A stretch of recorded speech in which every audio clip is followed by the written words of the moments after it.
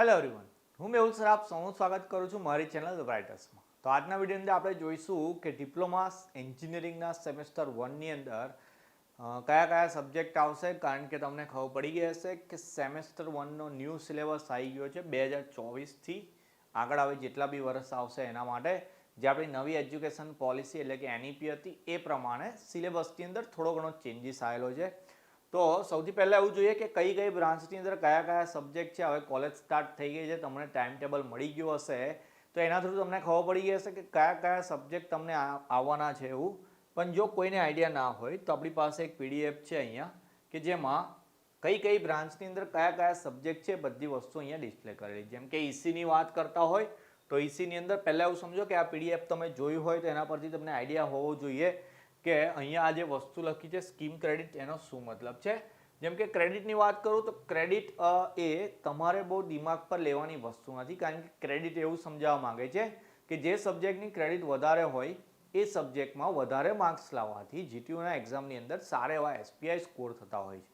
પણ જો કોઈક સ્ટુડન્ટની અંદર દિમાગમાં એવું બેસી જાય કે હું ક્રેડિટ પ્રમાણે તૈયારી કરું તો એ એવું કરશે પછી કે જેની ક્રેડિટ વધારે એમાં વધારે તૈયારી કરે, જેની ક્રેડિટ ઓછી હોય એમાં ઓછી તૈયારી કરે. પણ એનાથી એવું થાય છે કે પછી ઓછી ક્રેડિટવાળાની અંદર બહુ ઓછા માર્ક આવવાથી એના SPI ઓછા જ આવતા હોય. એટલે આપણે ક્રેડિટ પર ધ્યાન નહીં આપીએ, આપણે દરેક વિષયની અંદર ઇક્વલ તૈયારી કરીને એટલે કે મેક્સિમમ તૈયારી કરીને સારામાં સારું રિઝલ્ટ આવવાનું છે.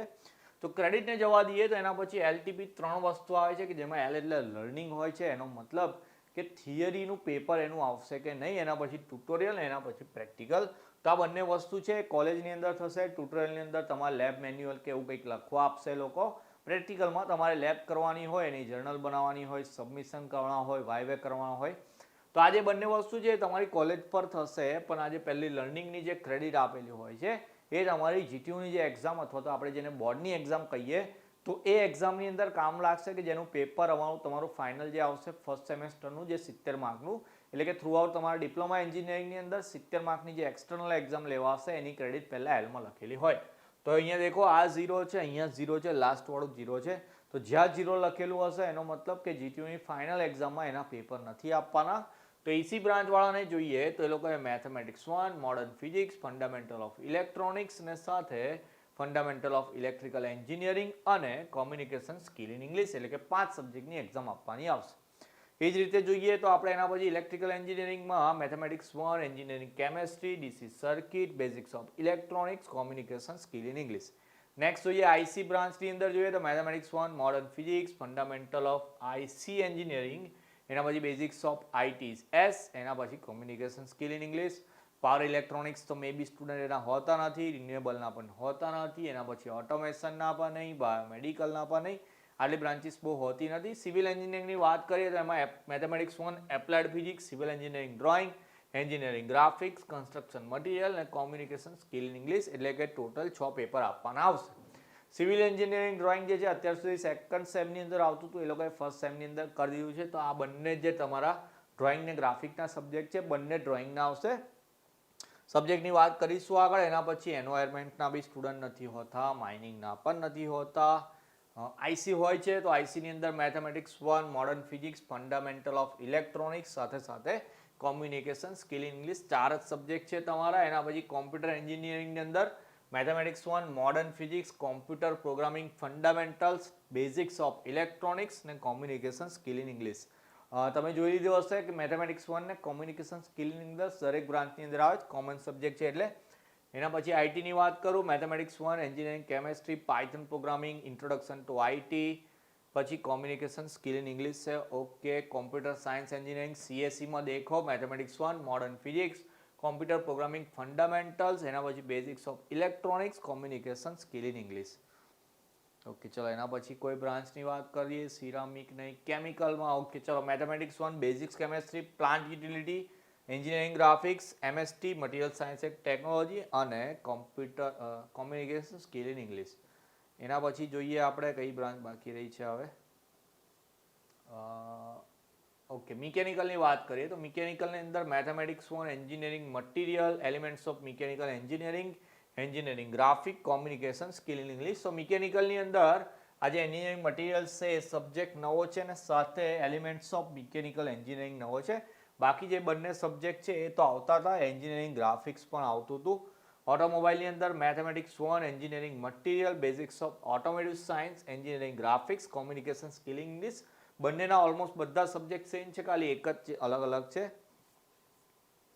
ઓકે, મેકાટ્રોનિક્સ પણ હોતું નથી. એના પછી ટેક્સટાઇલ નહીં, પ્રિન્ટિંગ નહીં, ટેક્સ ડિઝાઇન પણ નહીં. ઓકે, ચલો આટલી બ્રાન્ચ છે જે કોમનલી બધા સ્ટુડન્ટ લેતા હોય છે. તો આ થઈ ગયા તમારા સબ્જેક્ટ. પણ હવે એ જે સબ્જેક્ટ છે એ સબ્જેક્ટની ડિટેલ કઈ ગઈ, એનો મતલબ કે ન્યૂ સિલેબસ છે તો પછી કયા સબ્જેક્ટની અંદર કયા કયા ચેપ્ટર ભણવાના છે એની વાત કરી લઈએ. ચેનલ પર તમે આવી ગયા હોય તો તમે પ્લેલિસ્ટ જોઈ લીધી હશે, પણ તમે એવું દેખશો કે સબ્જેક્ટ અહીંયા જે ડિસ્પ્લે કરેલા છે એના વિડીયો હોતા નથી. તો પછી આપણે એવી વસ્તુની ચર્ચા કરી લઈએ કે જે નવા સબ્જેક્ટ છે એનું અંદર કઈ કઈ વસ્તુ ભણવાની છે. જેમ કે અહીંયા એની બી એક લોકોએ પીડીએફ બહાર કરેલી છે, જોઈએ તમને બતાવું.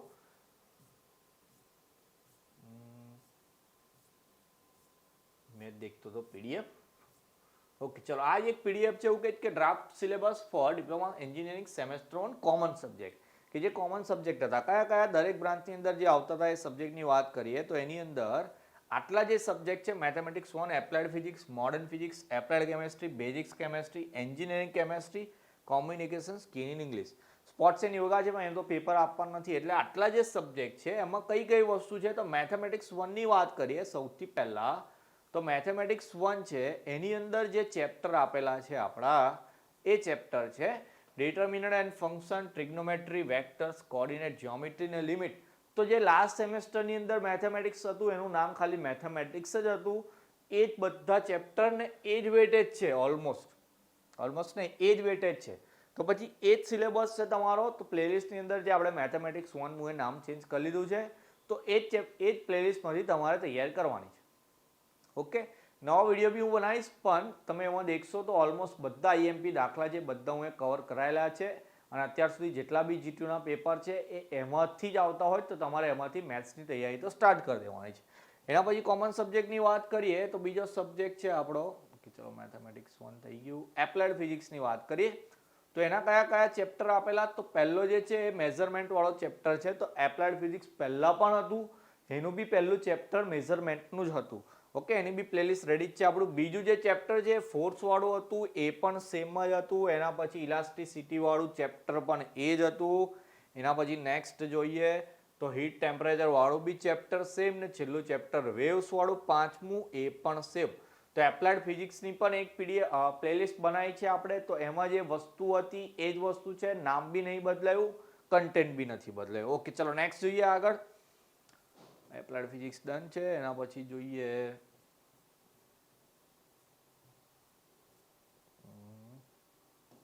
સ્ટીલ એપ્લાઇડ ફિઝિક્સ જ ચાલે છે. Steel applied physics, modern physics. Okay, ચાલો મોડર્ન ફિઝિક્સની વાત કરું તો એમાં કયા કયા ચેપ્ટર છે તો આમાં બી પહેલું ચેપ્ટર મેઝરમેન્ટ વાળું જ છે કે જે એપ્લાઇડ ફિઝિક્સમાં હતું એ જ મોડર્ન ફિઝિક્સમાં પહેલું ચેપ્ટર છે. બીજું જે ચેપ્ટર છે જેની અંદર 4 યુનિટ કુલમ્બ્સ લો. ઓકે, ચાલો એટલે એકલું ફિઝિક્સ નામની એક પ્લેલિસ્ટ હશે જેનો બ્રાન્ચ કોડ હશે 434x05. એકલું ફિઝિક્સ એવું પ્લેલિસ્ટ બનાવ્યું છે આપણે. એનું નામ ચેન્જ કરીને મોડર્ન ફિઝિક્સ કરી લઈશું કારણ કે એ જ કન્ટેન્ટ છે. પહેલા બે ચેપ્ટર તો એ સેમ જ છે. ત્રીજું ચેપ્ટર વેવ્સ જ હતું, એમાં સોનાર વાળું જ. એના પછી ચોથું ચેપ્ટર બી સેમ લેઝર વાળું. ઓકે, ને પાંચમું ચેપ્ટર સેમી કંડક્ટર વાળું છે.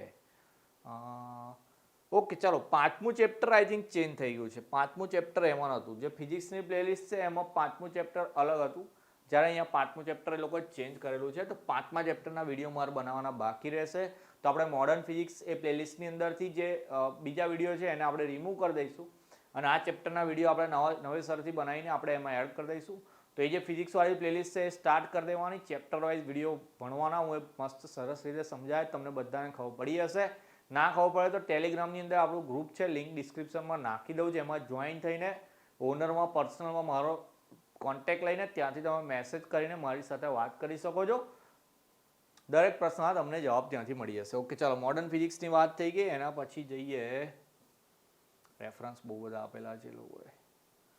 Steel modern physics.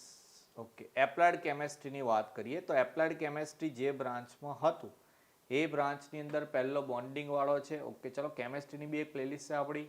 ઇલેક્ટ્રોકેમેસ્ટ્રી ઓકે એમાં જ છે, કોરોઝન બી એમાં જ છે, વોટર ટ્રીટમેન્ટ બી છે એમાં ઓકે, અને સિમેન્ટ ગ્લાસ ઓકે. ચલો એટલે એપ્લાઇડ કેમેસ્ટ્રી છે એ બી સેમ જ છે, એની બી પ્લેલિસ્ટ આપણે વિડીયો તો હું અપલોડ કરેલા છે, મે બી પ્લેલિસ્ટ નહીં હોય તો આપણે એવી બનાવી દઈશું. તો આવી આપણી ચેનલ પર અવેલેબલ છે આના કન્ટેન્ટ. પછી એના પછી એપ્લાઇડ કેમેસ્ટ્રી થઈ ગયું, એન્જિનિયરિંગ કેમેસ્ટ્રી હશે આગળ, સ્ટીલ એપ્લાઇડ કેમેસ્ટ્રી. આટલી બધી પીડીએફ આવે, પેલા પ્રેક્ટિકલ માટેની બી હોય, પણ પ્રેક્ટિકલ કોલેજમાંથી થઈ હશે એટલે એમાં વાંધો નહીં આવે તમને. બેઝિક કેમેસ્ટ્રીની વાત કરીએ તો બેઝિક કેમેસ્ટ્રી પણ પહેલાં આવી ગયેલું, પહેલાં સેમમાં જ હતું.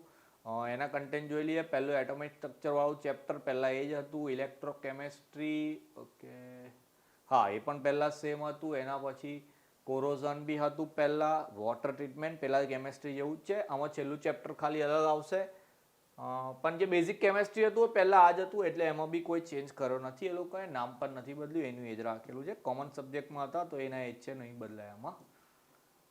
ઠીક છે, ચાલો એના પછી વાત કરીએ. બેઝિક કેમેસ્ટ્રી થઈ ગયું ને, તો ઓલમોસ્ટ બધા સબ્જેક્ટ જોઈ લીધા. જે આપણા કોમન સબ્જેક્ટ હતા એની સિવાય જે બીજા સબ્જેક્ટ હતા કે જેની અંદર મે બી ચેન્જ આવેલો હોય, તો એની બી બ્રાન્ચ વાઇઝ એ લોકોએ પીડીએફ આપેલી હતી, જોઈ લઈએ.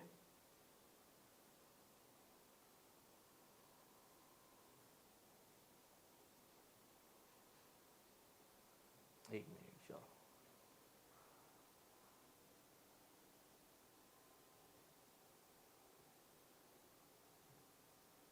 અહીંયા જેટલી બી બ્રાન્ચ વાઇઝ છે, જેમ કે એવું માનો કે કોમ્પ્યુટર ને બીજી અલગ અલગ બ્રાન્ચ છે, એ લોકોના જે સબ્જેક્ટ ચેન્જ થયા છે એમાં કયા કયા સબ્જેક્ટ છે એની વાત કરી લઈએ પહેલા. તો એક સબ્જેક્ટ છે ફંડામેન્ટલ ઓફ ઇલેક્ટ્રોનિક્સ, એટલે કે એફઓઈ. તો એફઓઈના જે ચેપ્ટર છે એની પ્લેલિસ્ટ તો હું બનાવેલી જ છે, જેમાં દેખો ઇલેક્ટ્રોનિક કમ્પોનન્ટ્સની વાત કરીએ તો કેપેસિટર છે, એના પછી બીજું જે ચેપ્ટર છે એમાં ડાયોડ રેક્ટિફાયર છે ઓકે. ત્રીજું જે ચેપ્ટર છે એમાં એલઈડી, એના પછી સીબીસીસી ઓકે, અને પાંચમું ચેપ્ટર આઈસી વાળું. ઠીક છે, ચાલો. એટલે આની પ્લેલિસ્ટ બી તમને મળી જશે. એફઓઈ ફંડામેન્ટલ ઓફ ઇલેક્ટ્રોનિક્સ કરીને બનાવેલી છે, એમાં બી ચેપ્ટર વાઇઝ તમે વિડીયો જોઈ શકો છો. એના પછી કોઈ બીજા સબ્જેક્ટની વાત કરીએ તો બીજા ચેપ્ટરની અંદર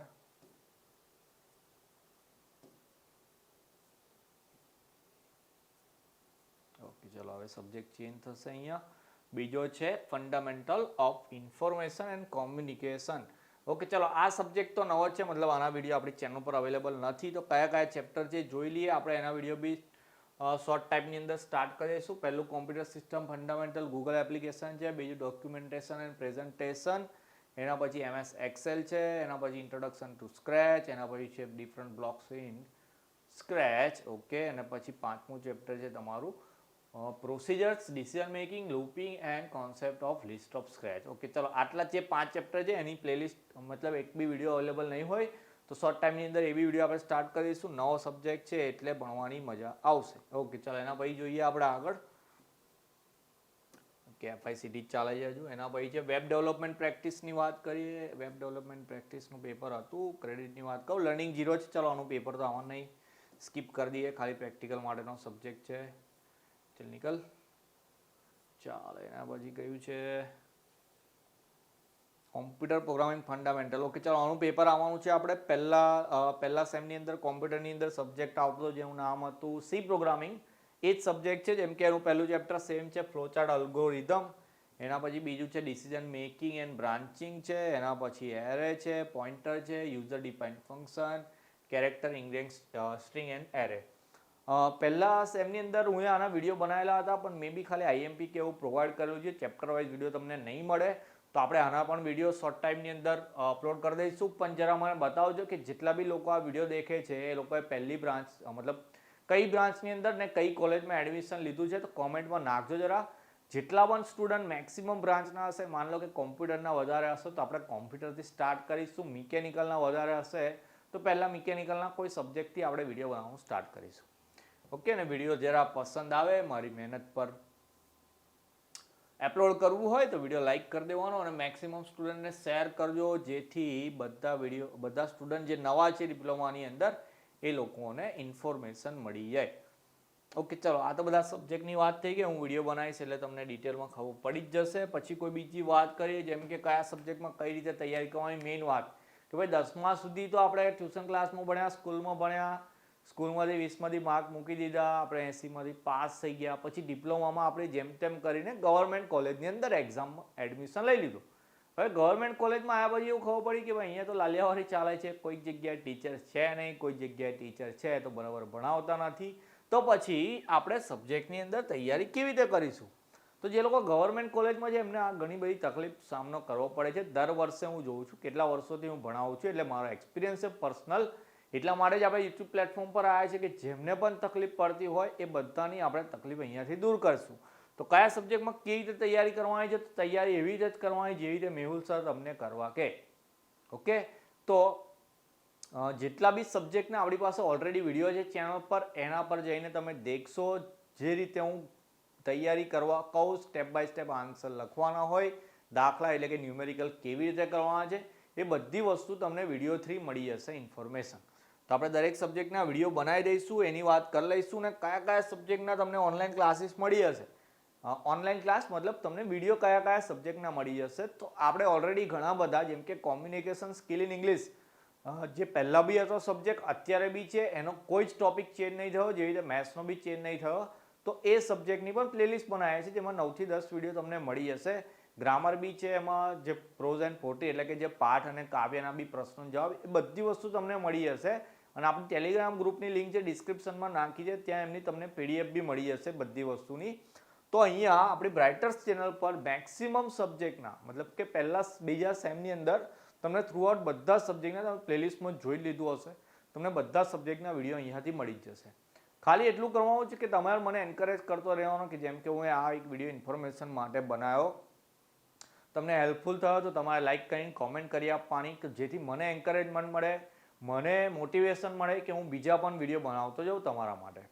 ઓકે, અને જે મેથ્સના વિડીયો હું કહું છું ઓલરેડી છે, ઇંગ્લિશના વિડીયો પણ ઓલરેડી ત્યાં જ છે, તો તમારે ત્યાંથી એ બંને સબ્જેક્ટની તૈયારી સ્ટાર્ટ કરી દેવાની. કોઈ પણ જગ્યાએ કોઈ પણ ટાઈમમાં તકલીફ લાગતી હોય તો કોમેન્ટ સેક્શનમાં ટાઈમ પિન કરીને નાખી દેવાનો. આઈધર ટેલિગ્રામ પર જઈને મને પર્સનલમાં મેસેજ કરવાનો. દરેક વસ્તુનું સોલ્યુશન તમને અહીંયાથી મળી જશે. ખાલી તમારે બરાબર તૈયારી કરતું રહેવાનું અને મને સપોર્ટ કરતું રહેવાનું. તો મળ્યા આવે નેક્સ્ટ વિડીયોની અંદર. ત્યાં સુધી તમારું ધ્યાન રાખશો. જય હિન્દ, જય ભારત.